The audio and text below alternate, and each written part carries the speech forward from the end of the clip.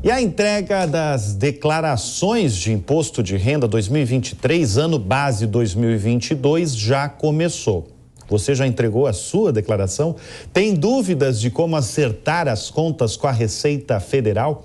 Para esclarecer as principais questões, o Fast News de domingo conversa agora com a especialista em Direito Tributário pela Fundação Getúlio Vargas, especialista também em Direito de Família e Sucessões pela PUC São Paulo, Luciana Pantarotto. Obrigado pela sua presença aqui no Fast News. Luciana, vamos começar pelo básico para as pessoas aí que estão com dúvidas aí de como fazer. É muita gente no Brasil que precisa declarar. Então vamos fazer um passo a passo agora na tarde deste domingo. Vamos começar pelo básico. Quem deve declarar o imposto de renda e quem está isento? Boa tarde para você. Boa tarde, Bruno. Boa tarde a todos que nos acompanham. Então, o primeiro passo é isso que você comentou, Bruno, fazer um levantamento, né, para descobrir se você está obrigado ou não a apresentar a declaração de imposto de renda. E a Receita Federal, ela disponibiliza uma lista de situações que nos obrigam a declarar. Então, quem teve rendimentos tributáveis, como, por exemplo, salário, rendimentos de aluguel, de aposentadoria, que somados em 2022 ultrapassaram o valor de R$ 28.559,70, está obrigado a declarar. Quem teve também rendimentos isentos ou sujeitos à tributação exclusiva, que a grande maioria dos rendimentos de aplicações financeiras em geral, acima de R$ 40 mil em 2022, também está obrigado a declarar. E aí tem uma série de requisitos, né? Quem teve patrimônio superior a 300 mil está obrigado a declarar. E até tem uma novidade desse ano, Bruno, que é com relação a quem operou em bolsa. Então, até o ano passado, quem operava em bolsa de valores, comprava e vendia ações, cotas de fundos imobiliários, entre outros ativos em bolsa, só por negociar em bolsa já estava obrigado a apresentar a declaração. A partir desse ano, é só quem negociou acima de R$ 40 mil ou teve ganhos sujeitos ao imposto de renda em 2022. Então, essa é uma das novidades aí desse ano. Luciana, uma pergunta que muita gente fez para mim, ainda falando de quem deve declarar o imposto de renda, é sobre os MEIs. A gente tem muita gente como MEI no Brasil. O MEI é obrigado a declarar o imposto de renda? O MEI vai ser obrigado a apresentar a declaração de imposto de renda se ele preencher um desses requisitos. Então, o simples fato de ser MEI não obriga uma pessoa a apresentar a declaração. Mas, se ele preencher algum desses requisitos que eu comentei, entre outros aí que são um pouco mais específicos, então ele está obrigado a declarar sim. Luciana, quem está conosco nesta tarde de domingo, comentando as principais notícias do dia, é o Alexandre Borges, que tem uma pergunta para você. Olá, Luciana.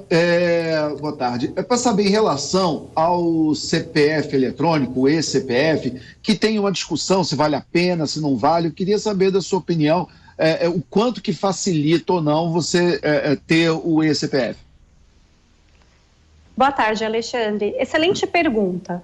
Então, até o ano passado, para você conseguir acessar a declaração pré-preenchida ou conseguir solicitar que uma outra pessoa preenchesse a sua declaração, era importante você ter o e-CPF, ter um certificado digital e por meio desse certificado você conseguiria, então, fazer acessar essas medidas aí que facilitam a apresentação da declaração. Neste ano, a Receita Federal trouxe uma novidade que facilitou a vida do contribuinte. Então, a partir de agora, você não precisa ter o e-CPF, não precisa ter um certificado digital para acessar a pré-preenchida ou para autorizar uma pessoa a entregar a declaração para você. Basta que você acesse o portal da Receita por meio do site ou do aplicativo, por meio da sua conta gov.br, utilizando o acesso ouro ou prata, que é uma forma aí de validar a identidade daquele contribuinte, e por meio do acesso, utilizando a conta Gov Ouro ou Prata, você consegue tanto baixar a sua declaração pré-preenchida, que vai facilitar a sua vida na hora de entregar a declaração, quanto também autorizar outra pessoa a fazer a declaração para você. Luciana, quem está nos assistindo pela TV, pelo YouTube, pela Panflix, já sabe, porque está escrito na tela, que o prazo para a entrega da declaração é até o dia 31 de maio. Agora, a minha pergunta é o seguinte, que é uma pergunta que acontece com muito brasileiro, que perde o prazo de entrega da declaração e a gente sabe que vai acontecer mais uma vez esse ano. O que acontece com essa pessoa, com esse brasileiro que perde aí o prazo de entrega da declaração? Pois é, Bruno, o brasileiro gosta de deixar tudo sempre para a última hora, então a gente ainda está no começo do prazo, né? O prazo começou nessa semana, dia 15 de março, vai terminar no dia 31 de maio, então a Receita aumentou o prazo de entrega esse ano, então justamente para que a gente possa se organizar e entregar dentro do prazo. Agora, quem não consegue entregar dentro do prazo está sujeito a multa, que é no mínimo aproximadamente R$ 173, mas está sujeita a um aumento a depender do valor do imposto devido no ano. Se você deixa de pagar o imposto, né, supondo que a sua declaração resulte em imposto a pagar, você ainda vai ter uma multa adicional. Então, o ideal é não deixar para entregar a declaração em atraso. E para aquelas pessoas que vão chegando na última hora e não conseguiram se organizar, não conseguiram levantar todas as informações necessárias, a recomendação é apresente a declaração com o que você tem para não perder o prazo de entrega e se você depois conseguir o restante das informações, você apresenta uma retificadora, porque assim você se livra da multa pelo atraso na entrega. Alexandre? Em relação a essas discussões que estão tendo agora no Congresso em relação à reforma tributária, você vê que pode ter algum impacto, eu sei que não nesse ano, mas já a partir do ano que vem? Olha, Alexandre, é uma excelente pergunta. A reforma tributária ela vem sendo discutida no Congresso há muitos anos já e a gente espera uma mudança. E claro que tudo vai depender do que for decidido, né, de qual vai ser o texto final que vai ser aprovado. Mas, com base no que a gente tem visto, é esperado que tenha, sim, algumas alterações e, a depender das alterações, elas só passam a valer a partir do ano que vem. Então, qualquer decisão, né, qualquer alteração na lei que venha a aumentar a carga tributária, não pode valer a partir do momento que a reforma for aprovada, tem que esperar um prazo aí que está previsto na lei, então só vai valer a partir do ano que vem. Luciana, eu acho que tem um ponto aqui que ainda a gente não tocou. Voltando àquela minha outra pergunta aí sobre as pessoas que deixam para muito brasileiro, né, deixando para os últimos dias a declaração, que é o seguinte, quem declara por último, recebe por último. Se você declarar agora, nessa segunda-feira, por exemplo, você vai receber antes, o que de certa forma é até uma questão de investimento, né, porque você vai receber esse dinheiro antes, a restituição, né? Olha, Bruno, essa é uma questão que pode ser analisada de duas formas diferentes. Então, o primeiro ponto é o seguinte, quem entrega primeiro tende a receber primeiro. Esse ano tem uma outra novidade, é que quem opta pela declaração pré-preenchida ou por receber a restituição via Pix, vai ter prioridade nos lotes de pagamento da restituição. Então, além dessa fila de entrega, quem optar por essas duas situações vai conseguir receber antes. E o prazo de entrega, né, desde o ano passado, o prazo de receber a restituição, desde o ano passado, ele foi alterado. Então, até os anos anteriores, quem tinha quem tinha direito a receber restituição até o outro ano, tinha que esperar até dezembro. Desde o ano passado, essa regra mudou e a Receita vem antecipando o pagamento das restituições, de modo que o último lote do pagamento vai terminar em setembro. Então, a gente também não está falando aí de um prazo muito longo de espera para receber a restituição.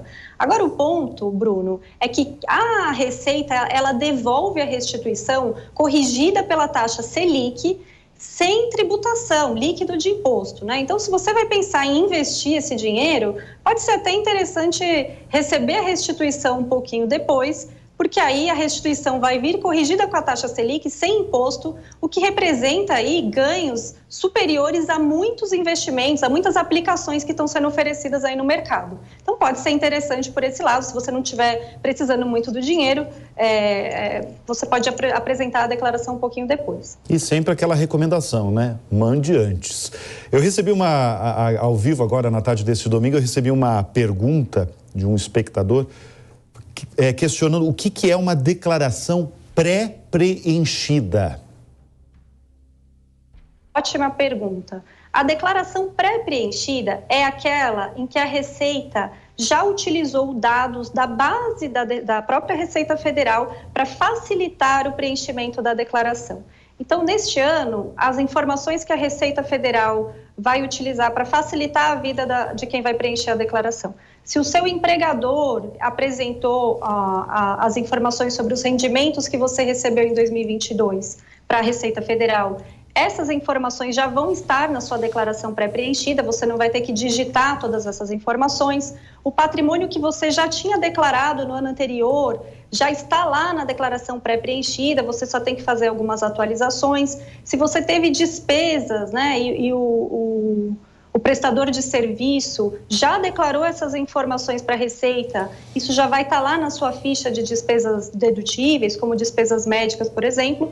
Então, a declaração pré-preenchida é uma forma de facilitar a vida de quem vai apresentar a declaração, porque a Receita pega tudo que já está na base de dados dela e coloca lá, só para que você tenha que revisar. E um ponto muito importante da declaração pré-preenchida, que a própria Receita Federal deixa bem claro quando a gente opta por essa declaração, é que o contribuinte, ele é o responsável por revisar todas as informações. Isso significa que não é porque a Receita Federal já preencheu boa parte da sua declaração que você tem que simplesmente ignorar o que está ali. O contribuinte precisa conferir, checar se todas aquelas informações fazem sentido, se não tem, por exemplo, informação em duplicidade, se faltou algum tipo de informação, se tem algum valor ali errado. Então, por isso é muito importante, além de optar pela pré-preenchida para facilitar a nossa vida, é seguir aquele passo que a gente segue todos os anos. Separar todos os informes de rendimentos, todos os extratos do plano de saúde, despesas que a gente recebeu, que a gente teve ao longo do ano, deixar tudo isso separado e ainda que a gente não tenha que digitar as informações por conta da declaração pré-preenchida, a gente possa fazer uma revisão bem minuciosa para que a gente não caia na famigerada malha fina.